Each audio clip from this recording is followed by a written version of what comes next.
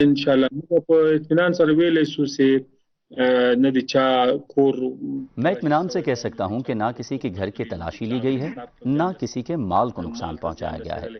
پنجشیر میں تعینات سیکیورٹی حکام، گورنر اور تمام اعلیٰ عہدیدار مقامی ہیں، وہ اپنے لوگوں کے ساتھ زیادتی نہیں کر سکتے۔ آپ کو معلوم ہے کہ اگر افغانستان میں جنگ نہ ہو تو عام حالات میں افغان ایک دوسرے سے محبت کرنے والے لوگ ہیں، ہم ایک دوسرے کو عزت دیتے ہیں۔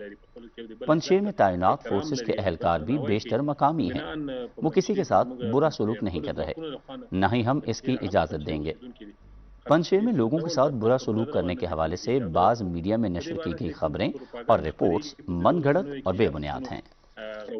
قندھار سمیت دور دراز علاقوں سے بعض اطلاعات آئی تھیں کہ کچھ لوگوں سے انتقام لینے کی کوشش کی گئی ہے۔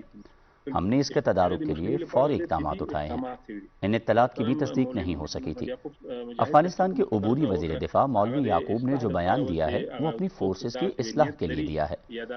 انہوں نے تنبیہ کی ہے کہ عام معافی کے اعلان کے باوجود اگر کوئی انتقام کا ارادہ رکھتا ہے تو اس کے خلاف سخت کارروائی عمل میں لائی جائے گی۔ هلته ځینې خلک ځورول شوي دي، یو ځای له خلکو انتقام اخیستل شوی